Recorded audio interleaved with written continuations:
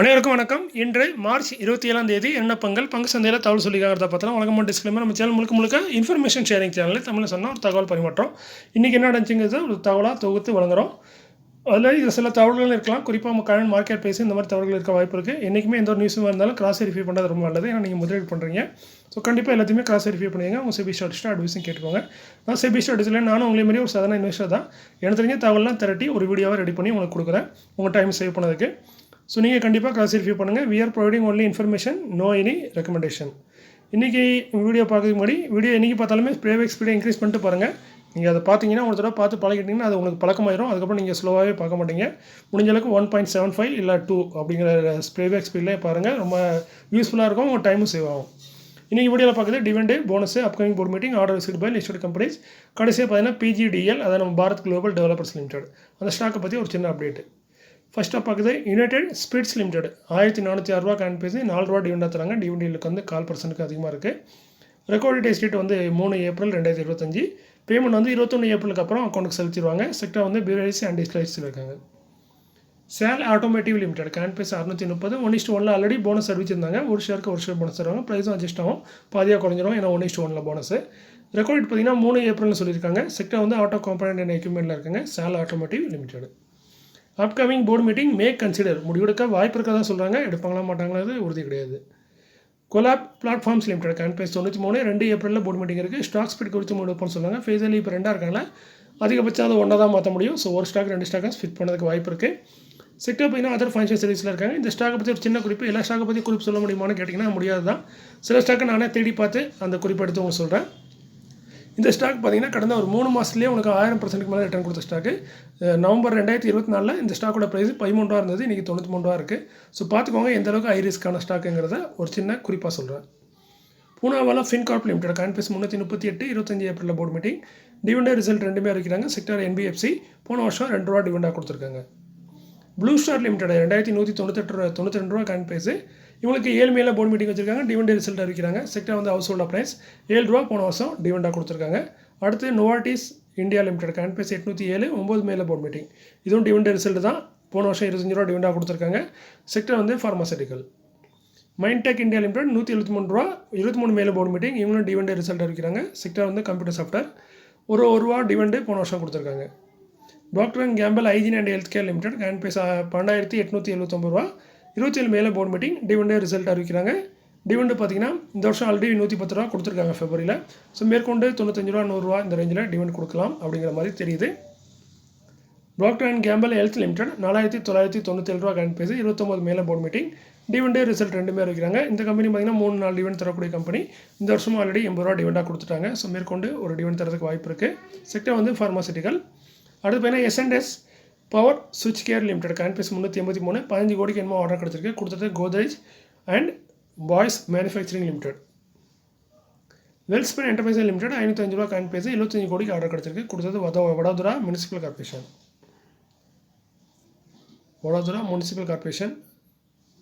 79 கோடி. அது வந்து எல்லாம் சேர்த்து. ஸோ நெட் வேல்யூ வந்து 75 கோடி. AAP காட்ஸ்பின் இந்தியா லிமிடெட் 461 ரூபா கேன் பேஸ். 14 கோடிக்கு ஆர்டர் கிடச்சிருக்கு. கொடுத்தது யாருங்கிறத கம்பெனி தெளிவாக மென்ஷன் பண்ணல. Aristo biotech life sciences limited 111 ரூபா கேன் பேஸ். ஒரு SMA கேட்டகரி. 4 கோடிக்கு என்னமோ ஆர்டர் கிடச்சிருக்கு. கொடுத்தது national fertiliser limited. BEML limited கேன் பேஸ் 3140 ரூபா. 405 கோடிக்கு ஒரு ஆர்டர் கிடச்சிருக்கு. இதை கொடுத்தது Bangalore metro rail corporation. So metro rail கார்பரேஷன்லேருந்து அந்த ஆர்டர் கொடுத்துருக்காங்க. 405 கோடிக்கான ஆர்டர் நம்ம BEML லிமிடெட் கிடச்சிருக்கு.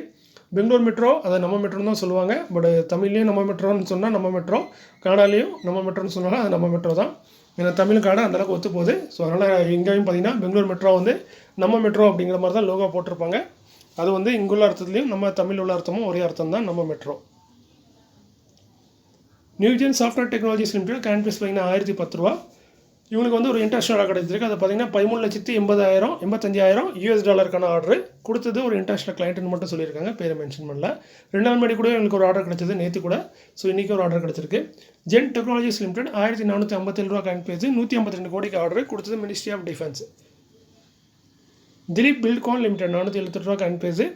இவங்களுக்கு வந்து ஒரு ஆர்டர் கிடச்சிருக்கு. அது பாரத் சென்சார் நிகாம் லிமிடெட் கொடுத்துருக்காங்கன்னு நினைக்கிறேன். இந்த ஆர்டரோட மதிப்பு 2,631 கோடி. இதில் வந்து 70% தான் அவங்களுக்கு, மீதி வந்து வேறு கம்பெனி. அவங்க 2 ஜாயின் வெஞ்சர்ஸ் தான் இந்த ஆர்டர் கிடச்சிருக்கு.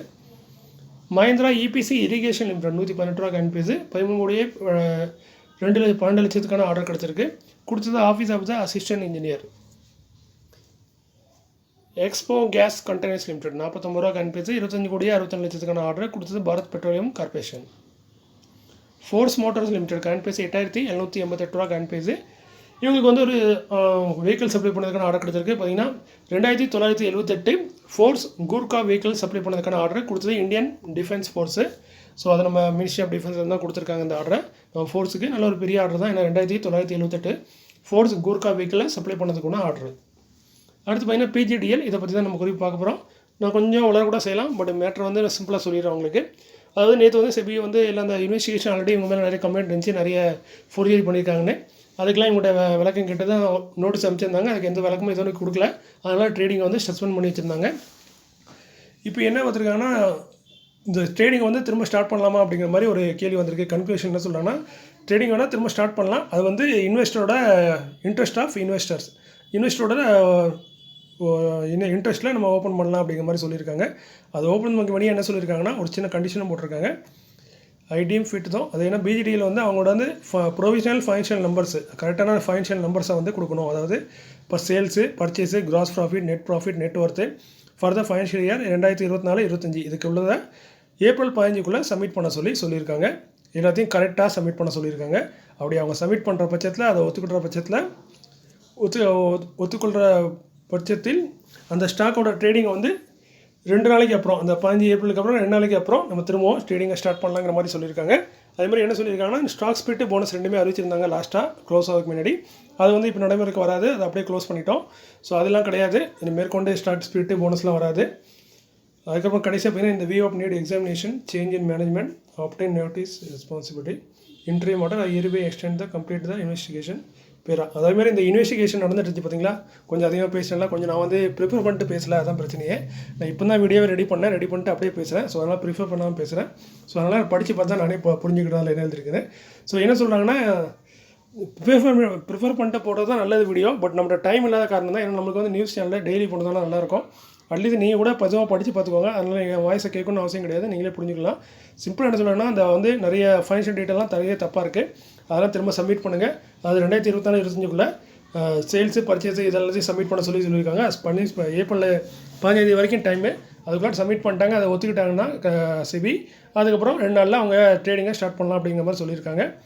அதே மாதிரி இன்னொன்று என்ன சொல்லியிருக்காங்கன்னா, இந்த இன்வெஸ்டிகேஷன் இது போக நிறைய குற்றச்சாட்டுலாம் இருக்குது. அந்த குற்றச்சாட்டுலாம் இன்னும் சரியான பதில் அவங்க கொடுக்கல.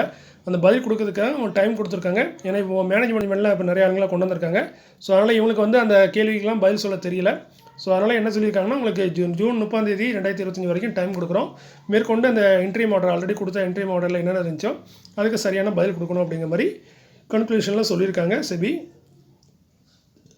இதுக்கு கம்பெனி தரப்புலேருந்து ஒரு என்ன சொல்லியிருக்காங்கன்னா, கம்பெனி இது மாதிரி நாங்கள் வந்து மேனேஜ்மெண்ட்டை புதுசாக மாற்றிருக்கோம். அதனால் எங்களுக்கு வந்து இந்த நிறைய இந்த முக்கியமாக பார்த்தீங்கன்னா, யூபிஎல் அக்ரோலேருந்து ஒரு ஆர்டர் கிடச்சிதுன்னு சொன்னாங்க, டாட்டா அக்ரோலேருந்து ஆர்டர் கிடச்சிது, ரிலையன்ஸ் இண்டஸ்ட்ரீஸ், இப்படி ஒரு 4 கம்பெனிலேருந்து ஆர்டர் கிடச்ச மாதிரி அந்த டைமில் அப்டேட் பண்ணிகிட்டே இருந்தாங்க. பட் அதுக்கு விலகம் கேட்டு, அதுக்கு சப்போர்ட்டிங் டாக்குமெண்ட் கேட்டு செபி இன்வெஸ்டிகேஷன் பண்ணதில்லை. இது வரைக்கும் சரியான தகவல் எதுவுமே இல்லை. இந்த கம்பெனிகிட்ட கேட்டால் கம்பெனி என்ன சொல்கிறாங்க, அதெல்லாம் பழைய ஸ்டாஃபு, அவங்களாம் வேலையை விட்டு போயிட்டாங்க, அதான் நீங்கள் தூக்கிட்டீங்க எல்லாத்தையும். ஸோ அவங்களுக்கு தான் அந்த டீட்டெயில் தெரியும், எங்களுக்கு அதை பற்றி தெரியல, எங்களால் அதுக்கு சரியான டாக்குமெண்ட்டை வந்து ப்ரொவைட் பண்ண முடியல அப்படிங்கிற மாதிரி இப்போதைக்கு கம்பெனி சொல்லியிருக்காங்க. அதேமாதிரி கம்பெனி என்ன சொல்லியிருக்காங்க, இந்த investor are advise to exercise due intelligent and take investment decision. அதாவது நீங்களே உங்கள் சுய ஆராய்ச்சி பண்ணி இந்த இதெல்லாம் பார்த்துட்டு உங்கள் முடிவெடுங்க, அதாவது நீங்கள் இன்வெஸ்ட் பண்ணுங்கள் அப்படிங்கிற மாதிரி பாரத் குளோபல் கம்பெனியே என்ன சொல்கிறாங்கன்னா, எங்கள் இதெல்லாம் கண்டிஷன் தெரிஞ்சுட்டு நீங்கள் இன்வெஸ்ட் பண்ணால் பண்ணிக்கோங்க, அது உங்கள் விருப்பம் அப்படிங்கிற மாதிரி. ஸோ இப்போ செபி அதே மாதிரி தான் சொல்கிறாங்க. என்ன சில நேரம் பார்த்திங்கன்னா, சில கம்பெனி வந்து தவறான ஒரு ஃபைனான்ஷியலாக வச்சுருப்பாங்க. பட் இருந்தாலும் அதை பப்ளிக் நம்பிட்டே இருப்பாங்க. நம்பியே வந்து இந்த கம்பெனி நீங்கள் க்ளோஸ் பண்ணாங்க, அந்த கம்பெனி க்ளோஸ் பண்ணால் எங்களுக்கு நிறைய பிரச்சனை வரும். பட் கவர்மெண்ட் என்ன சொல்லும், இந்த கம்பெனி வந்து ஃப்ராட் கம்பெனி, க்ளோஸ் பண்ணால் நல்லது, உங்களுக்கு தான் நல்லதுன்னா, இல்லைன்னா நீங்கள் ட்ரேட் பண்ண விடுங்க, நாங்கள் பார்த்துக்கிட்றோம், பிரச்சனை வந்து எங்களுக்கு தானே வருது, நாங்கள் பார்த்துக்கிறோம் அப்படின்னு. இப்போ ரீசெண்டாக கோயம்புத்தூரில் ஒரு கம்பெனி நடந்துச்சு. ஸோ அந்த மாதிரி தான் இப்போ செபி என்ன சொல்கிறேன்னா, கம்பெனியில் நிறைய ஃபோர்ஜரி இருக்க மாதிரி தான் தெரியுது. அந்த இதுக்குன்னே கொடுத்த 4 ஆர்டர், பெரிய ஆர்டரு, அதுக்கு சரியான விளக்கம் வந்து கம்பெனி இன்னமும் தரல. அவங்க செபியை என்கொயரி பண்ணதில் கேட்டால் புது மேனேஜ்மெண்ட் வந்திருக்கு, எங்களுக்கு ஒன்றும் தெரியல, அந்த டாக்குமெண்ட்லாம் இல்லை அப்படிங்கிற மாதிரி நிறைய சொல்லிகிட்டு இருக்காங்க. ஸோ இதுலேருந்து தெரியுது அந்த ஆர்டர் எல்லாமே தப்பான ஆர்டர் தாங்கிற மாதிரி. ஸோ இதனால் கம்பெனி மேலே ஒரு நம்பகத்தன்மை இல்லைங்கிற மாதிரி தான் தெரியுது. இருந்தாலும் இன்ட்ரெஸ்ட் ஆஃப் இன்வெஸ்டர் அப்படிங்கிற ஆப்ஷனில் ட்ரேட் பண்ண அலோவ் பண்ண வாய்ப்பு இருக்குது.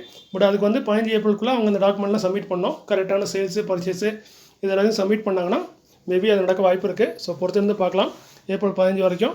அதுக்குள்ளே செபி இந்த மாதிரி இவங்க சப்மிட் பண்ணுறாங்களா, மேற்கொண்டு ட்ரேடிங் நடக்குதா இல்லைங்கிறது. பட் மேனேஜ்மெண்ட் வந்து டோட்டலாக மாற்றிட்டாங்க.